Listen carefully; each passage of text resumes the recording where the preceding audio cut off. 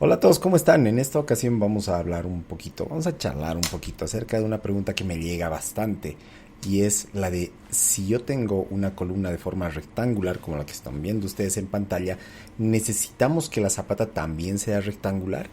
O extrapolando esta pregunta a otras preguntas que me han hecho similares, si la columna es circular, necesito que la zapata también sea circular, por ejemplo, o incluso cuando, por ejemplo, nosotros tenemos una columna como la que estoy dibujando en este momento, esta columna la estoy dibujando en planta, ¿ok? Es una columna vista de arriba. Muchas veces este tipo de columnas, así en esquina, ustedes las encuentran en esquinas justamente de edificaciones, donde la losa continúa así, ¿no?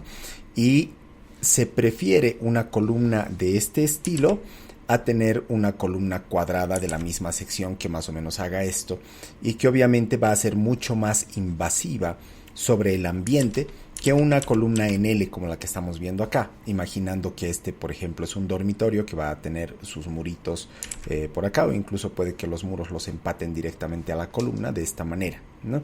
Aquí estamos hablando de columnas de sección no despreciable, puede que aquí tengamos 60 centímetros y acá también otros 60 centímetros con un ancho de 20, por decirles, ¿no? De 20, o incluso esto puede ser de 80 y 80. Entonces, cuando yo tengo una columna de esta forma, volviendo a la pregunta, necesitamos que la zapata que va a llegar al suelo acompañe esta forma. Vamos a responder esa pregunta ahora, ¿ok?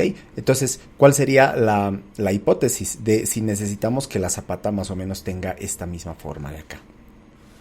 Algo así, ¿no? Bien, entonces, para responder eso, vamos a hacer un pequeño experimento. Aquí nosotros tenemos dos zapatitas, las he dibujado a propósito para poderlas comparar. Vamos a nosotros a hacer un experimento donde vamos a plantearnos dos zapatas de la misma superficie en la base, y vamos a ver cuánto resisten, ¿ok? Porque el propósito de una zapata, ¿cuál es? El de distribuir de mejor manera los esfuerzos desde la superestructura hacia el suelo. Esa es la finalidad de una zapata misma.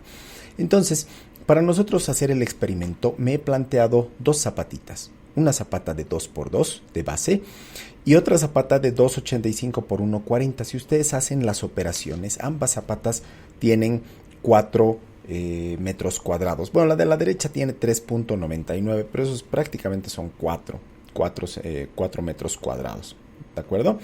Ahora, lo siguiente que vamos a hacer es vamos a irnos a calcular cuál es la capacidad portante de cada una de estas zapatas, igualando todos los parámetros. Vamos a igualar cohesión, vamos a igualar ángulo de fricción interna, vamos a igualar peso específico del suelo y vamos a ver si ambas zapatas nos soportan lo mismo. ¿Cómo hacemos eso? Para hacer eso tenemos que irnos a un programa que nos permite calcular la capacidad portante del suelo mediante alguna teoría de falla. Aquí yo estoy reduciendo el navegador, ahí lo tienen con ustedes, y estoy entrando a mi página web. ¿Por qué estoy entrando a mi página web?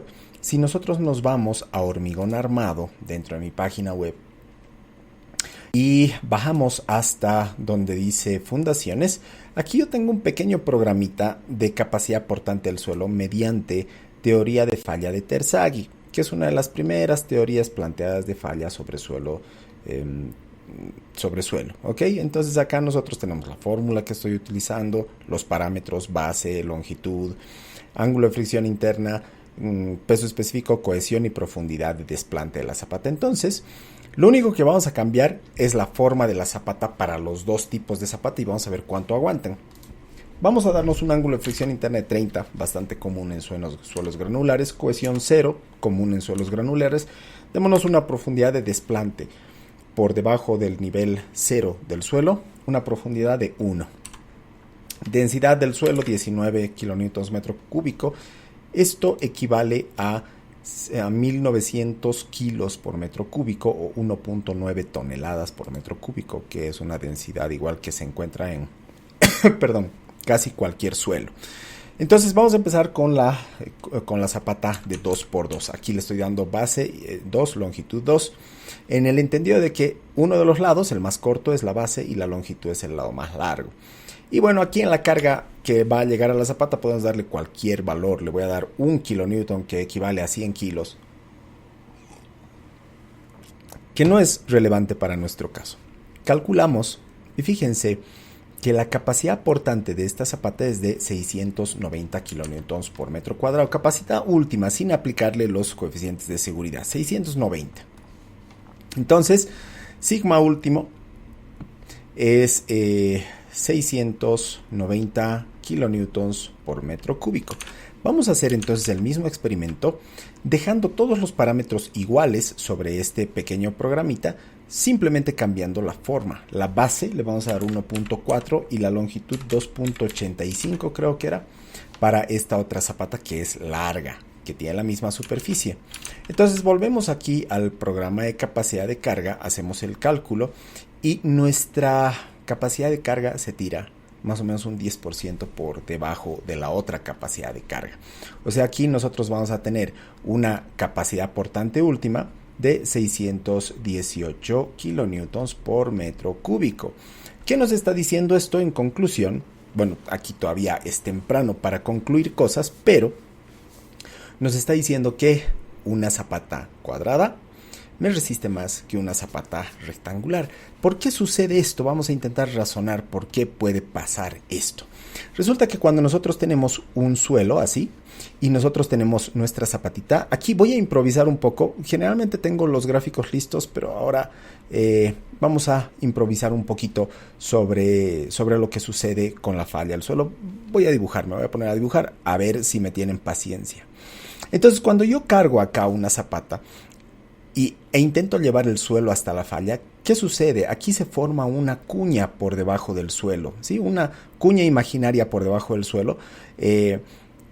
Y esta cuña, a medida que va intentando penetrar en el suelo, obviamente es suelo, todo esto es suelo, ¿no? Se supone que todo lo que estoy rayando acá es suelo. Y cuando nosotros cargamos mucho la zapata, se forma una cuñita de suelo acá abajo que intenta hacerse paso hacia adentro, ¿no? Y al intentar hacerse paso va a generar unas superficies de falla de esta forma, ¿no? Que son otras cuñas que van a intentar irse por los costados de la zapata, ¿no?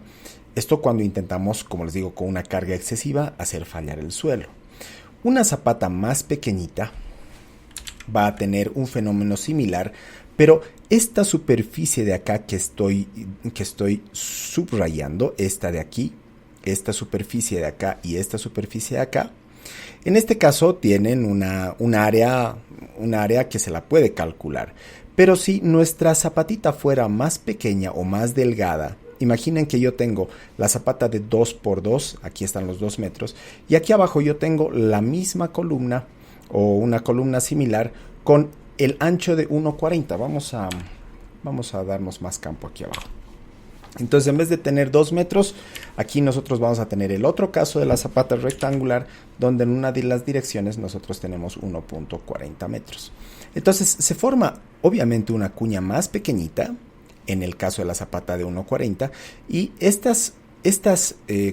digamos que estas superficies de falla también van a ser más pequeñas. Al ser más pequeñas estas superficies de falla generan menos fricción que estas superficies más grandes, ¿no? Entonces eso obviamente nos va a disminuir la capacidad de carga. ¿Por qué? Porque yo tengo una menor superficie de fricción intentando resistir el desplazamiento de esta cuña hacia abajo, ¿no? Entonces ese es más o menos el fenómeno que se genera cuando nosotros tenemos una zapata más delgada. Obviamente en la otra dirección, en los 2.85, sí vamos a tener una superficie mucho más grande. Pero en esta dirección por lo menos se generan superficies más pequeñas que hacen que la resistencia del suelo disminuya. Más o menos esa es la explicación técnica de por qué una zapata cuadrada no resiste mejor que una zapata rectangular. Entonces podríamos empezar a decir que sí, que no es conveniente que nosotros al tener una columna rectangular tengamos una zapata rectangular. Cuando cuando doy clases al respecto y me hacen esta pregunta, la respuesta no es tan simple porque no podemos extrapolar este experimento a todas las columnas. ¿A qué me voy? Cuando nosotros tenemos una zapata o una columna cuadrada, vamos ya a empezar a hacer casos de análisis. Digamos que tenemos una columna cuadrada de 40 por 40. Obviamente, la respuesta obvia acá es que nuestra zapata también sea cuadrada, ¿sí? Es obvio por lo que estamos viendo. Tenemos que procurar, en la mayoría de los casos, mantenernos dentro de una forma cuadrada de zapata porque nos resiste mayor carga respecto del suelo, ¿no? El suelo es el que nos resiste mayor carga cuando la forma en la que nosotros aplicamos el esfuerzo es cuadrado. Ahora, generalmente las columnas no son cuadradas. Generalmente las columnas que tenemos van a llegar a ser rectangulares en alguna medida. Empecemos, por ejemplo, por una columna de 30 por 40. En estos casos podría tentarnos el mantener estas mismas proporciones en la zapata. Muchas veces hemos pensado en hacer eso. Si esta zapata es de 30 por 40, entonces probablemente acá si nuestra columna es de 30 por 40, necesitemos una zapata de, digamos, 1.6 por 2.2, algo así. ¿Es esto correcto? Yo no lo haría así. Como les digo, especialmente en columnas que no tienen una proporción muy larga respecto al ancho, yo prefiero mantenerme en una columna cuadrada. O sea, no hago esto en columnas de 30 por 40, en columnas de 30 por 50, acá tengo 30 y acá tengo 50. Yo prefiero mantenerme en una columna cuadradita. Ahora, ¿qué es lo que sucede? Obviamente, si nosotros tenemos una columna rectangular y tenemos una zapata cuadrada, ¿qué es lo que pasa? ¿Por qué no? Bueno, sabemos por qué no tenemos que acompañar la forma rectangular, nos mantenemos dentro del cuadrado, pero empieza a darse un fenómeno dentro de la zapata. Obviamente pasa algo en la zapata respecto a la cuadrada. Cuando nosotros hacemos un cálculo ya del hormigón, no del suelo, porque acá estábamos comparando el suelo, acá estábamos comparando resistencias del suelo simplemente. Y para el suelo estamos concluyendo que es mejor mantenernos dentro de la forma cuadrada. Acá, cuando nosotros hacemos un cálculo ya del acero del hormigón, de la resistencia del hormigón y demás, nosotros estamos ante un fenómeno de flexión de la zapata. Vámonos nuevamente al grafiquito ya no lo tengo el gráfico, vamos a crearnos otro grafiquito. Imaginen que yo tengo una zapata de este tipo. Esta vez la vamos a dibujar plana. Y esta zapata está apoyada en el suelo. Tenemos una carga. Tenemos reacción en forma de esfuerzo que va de abajo hacia arriba, del suelo hacia la zapata. Resulta que este esfuerzo de acá abajo lo que nos genera es flexión en las aletas de la zapata, ¿no? Así. Entonces, mientras más larga sea nuestra aleta, más flexión nos genera, ¿no? No es lo mismo, fíjense en este cuadernito de notas me va a servir muy bien. No es lo mismo que yo tenga un voladizo de, digamos, 1 metro, aquí la flexión va a ser muy poca, que si yo tengo un voladizo de 2 metros, ¿no? La flexión aquí ya es mucha dentro de nuestra zapata. El momento flector que se genera si nosotros tenemos un voladizo muy largo acá, es cada vez más grande, ¿no? Mientras L sea más grande. Entonces, esta flexión es la que a partir de un momento flector nos va a dar la cantidad de acero que nosotros tenemos que ponerle a esta zapata. Mientras mayor sea el momento flector, mayor acero tenemos que ponerle ahí. Entonces acá en las zapatas que tenemos, nosotros tenemos a partir de la cara de la columna, fíjense dónde estoy yo dónde estoy calculando el momento en la cara de la columna en cada una de las direcciones, ¿no? Aquí yo tengo la cara de la columna y el momento que voy a calcular para diseñar mi momento está aquí. Entonces,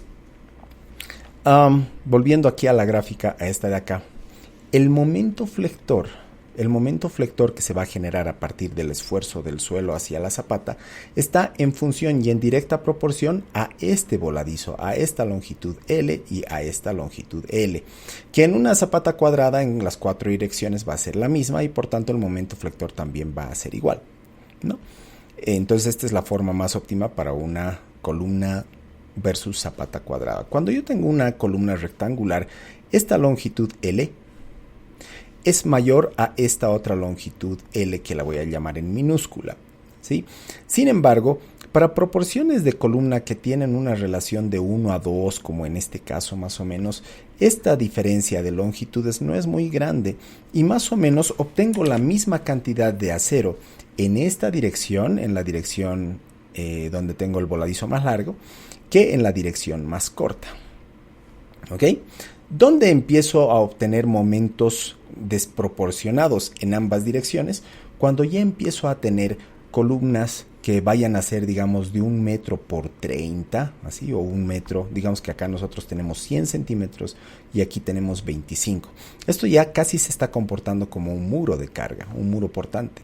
Entonces, en estos casos, cuando yo tengo una zapata que fuerzo a que sea de proporciones cuadradas, algo así, entonces la distancia de voladizo que yo tengo en esta dirección, este L minúscula, es mucho más pequeña que esta dirección L mayúscula. Entonces yo voy a tener mucho más acero o aceros mucho más gruesos en la dirección L mayúscula, así, ¿sí? En esta dirección, que en esta otra dirección. Aquí vamos a tener nosotros aceros más chiquititos, ¿no? Algo así. Entonces, aquí es donde ya nosotros tenemos que empezar a pensar que no tenemos que ir apuntando hacia la mayor resistencia del suelo, sino más bien haciendo un equilibrio entre ir en desmedro de la resistencia del suelo para más bien ganar un poquito más de resistencia en la zapata. ¿Por qué? Porque un voladizo muy grande en alguna de las dos direcciones respecto a un voladizo muy pequeño en la otra dirección va a hacer que la zapata empiece a deflectarse mucho en alguna de las dos direcciones y aquí tendríamos una zapata flexible que, entre otras cosas, no es tan adecuada tampoco para la resistencia del suelo. O sea, son varios factores que lastimosamente entran acá. Cuando una zapata es muy flexible, como estoy mostrando acá en la deformación de esta zapata, los esfuerzos ya no son uniformes, los esfuerzos son pequeñitos aquí en el extremo y son más grandes aquí en el centro, y eso tampoco es tan favorable. En una zapata lo que se busca siempre es que los esfuerzos sean lo más uniformes posible en toda la extensión de la zapata, ¿no? Entonces, ¿a qué conclusión vamos llegando? A que cuando nosotros tenemos columnas ya muy desproporcionadas en la longitud respecto al ancho, ya conviene pensar en una zapata rectangular recién, ¿ok? ¿Qué proporciones? Más o menos en proporciones de 5 a 1. Fíjense aquí, esto es 4 a 1, ¿no? 25 y 100 es una relación de 1 a 4. Entonces aquí tal vez ya podríamos pensar en colocar una zapata rectangular, obviamente no en las mismas proporciones de 4 a 1. Cuando ustedes tienen una columna de 25 por 100 centímetros, no tienen que pensar que la zapata tiene que tener esta misma relación. No vamos a nosotros imaginarnos una zapata que tenga una relación de 4 metros a 1 metro de ancho. No. La forma como tenemos que intentar calcular la forma de la zapata en caso de que nosotros ya tengamos columnas excesivamente largas, como en este caso, es buscar una zapatita, así, que tenga la misma longitud, vamos a dibujar con otro lado, que tenga la misma longitud de voladizo en todas las direcciones. Aquí tengamos L, aquí tengamos L, aquí el mismo L y acá el mismo L. ¿Sí? Tenemos que buscar entonces una proporción, un tamaño de zapata que más o menos tenga los mismos voladizos en las 4 direcciones y que obviamente la base, esta base 1, llamémosla, por la base 2, cumpla con la superficie necesaria para resistir nuestra capacidad portante, ¿no? La capacidad portante que viene dada en nuestro estudio de suelos por un ensayo SPT, por ejemplo. ¿Ok? Ese es el razonamiento que más o menos hay que seguir. Ahora, ¿qué pasa con una columna como la que yo les había mostrado al comienzo del ejemplo. Vamos al caso más fácil. ¿Qué pasa cuando yo tengo una columna circular? ¿La zapata tiene que también ser circular? No necesariamente. Es muy difícil construir zapatas circulares. Es mejor construir una zapatita cuadrada de esta forma, donde aquí no está muy proporcionado, pero vamos a mover esto para que se entienda mejor. Ahí más o menos vamos a encuadrar nuestra columna. Y si nosotros tenemos una columna circular, podemos construir una zapata cuadrada donde, al igual que en la zapata cuadrada, estas longitudes de voladizo, estas longitudes L, sean las mismas en las 4 direcciones. Obviamente esto cuando nosotros no tenemos momento flector en la base, momentos flectores muy fuertes en la base de la columna. Cuando nosotros tenemos momentos flectores fuertes combinados con carga axial dentro de la columna, obviamente esto ya podemos llevarlo con excentricidad hacia uno o hacia otro lado para equiparar, para compensar un poco ese momento flector. Vámonos al caso de la zapatita que les había mencionado al comienzo, como les digo. ¿Qué pasa si yo tengo una columna en L o una columna de cualquier forma? Generalmente cuando nosotros tenemos columnas así, nosotros podemos encontrar el centro de masa o el centro en el cual está aplicada la carga sobre esta columna, ¿no? O sea, obviamente nosotros vamos a tener un esfuerzo distribuido en toda esta columna. Si dibujamos nosotros la columna en esquina, algo así, bueno, vamos a tener la columna dibujada, vamos a tener la columna más o menos así, ¿no? Como si fuera la esquina de un muro, algo así. Entonces, se supone que acá sobre este murito nosotros vamos a tener esfuerzos distribuidos probablemente digamos que uniformemente a lo largo de todo el muro, o tal vez en alguna esquina tengamos más esfuerzo y en la otra menos. Lo que hay que hacer es intentar encontrar la resultante de estos esfuerzos, que obviamente va a estar por fuera de la zapata, va a estar por acá, ¿no? Aquí va a estar la resultante, más o menos como encontrar el centro de masa de toda esta superficie, pero en este caso estamos encontrando la resultante, el centro de carga, digamos, de todo el esfuerzo que está aplicado en esta columna. Este centro de masa tiene que coincidir con el centro de masa o con el centroide, digamos, de la zapatita que vayamos a construir. Y esta zapata puede tranquilamente ser rectangular. ¿Por qué? Porque es mucho más fácil de calcular y también mucho más fácil de construir. No tiene que acompañar la forma de la zapata para nada.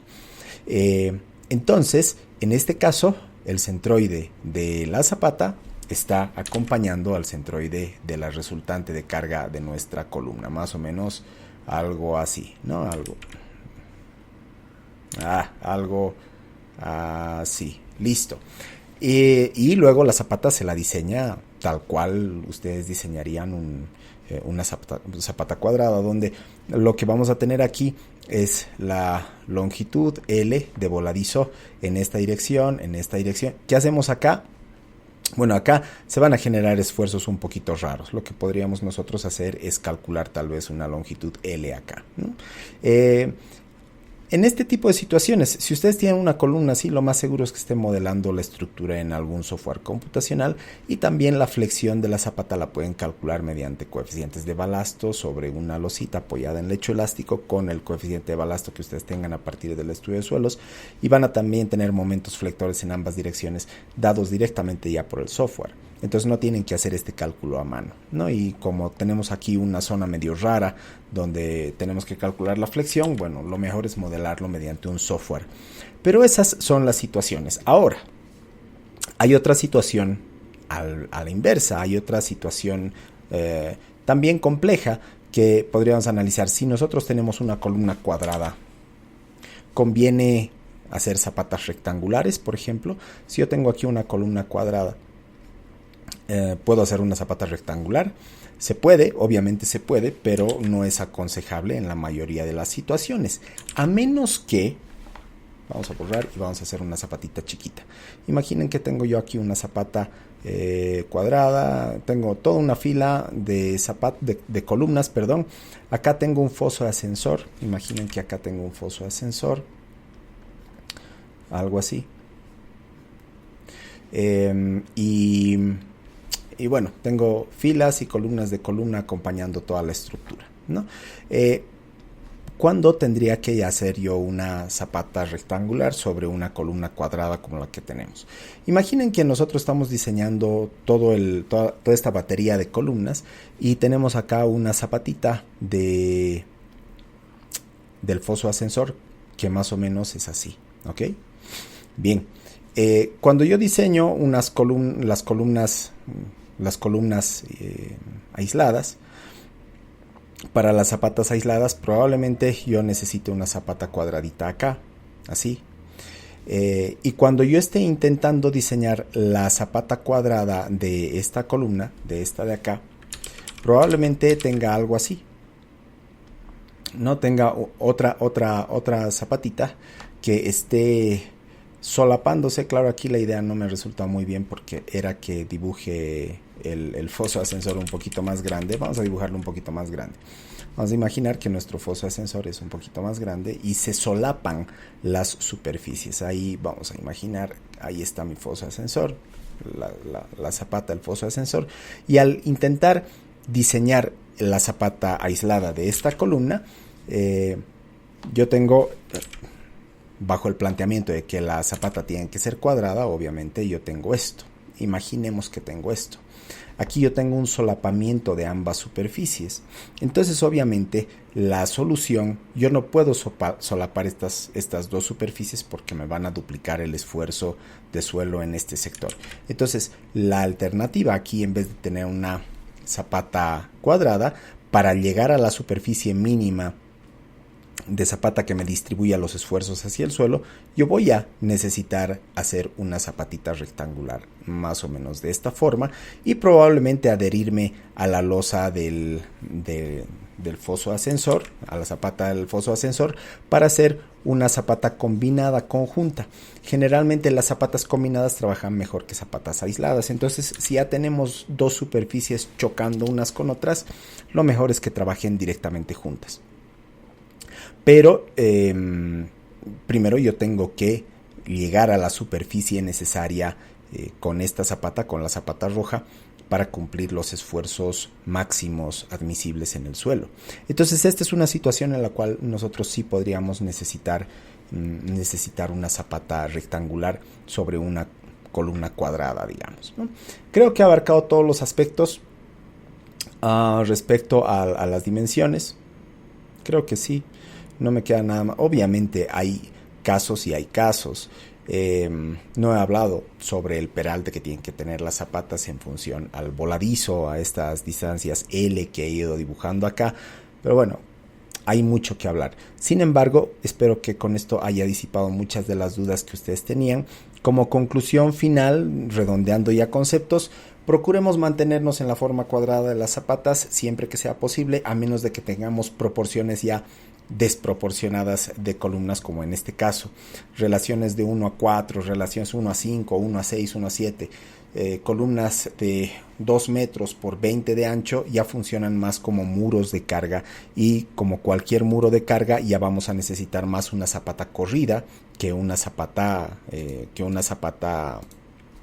aislada, ¿no? O sea, si nosotros tenemos una columna que se parece más a un muro de carga, que sea algo así, a ver, ¿por qué no está agarrando el negro? Imaginen que nosotros tenemos una columna algo así, porque sí existen, especialmente en edificios grandes, ¿no? Tenemos algo así. Lo más seguro es que este muro de carga ya esté conectado a una losa radial, pero si no fuera el caso, entonces sí, nosotros podemos acompañar este muro de carga con una zapata así larga, que, como les digo, ya se parece más a una fundación corrida que a una zapata cuadrada, ¿no? O rectangular. Entonces eso ya para redondear conceptos. Espero que haya estado claro. Son 28 minutos de charla, pero espero que valgan la pena. ¿Ok? Nos vemos en una siguiente vez. Adiós.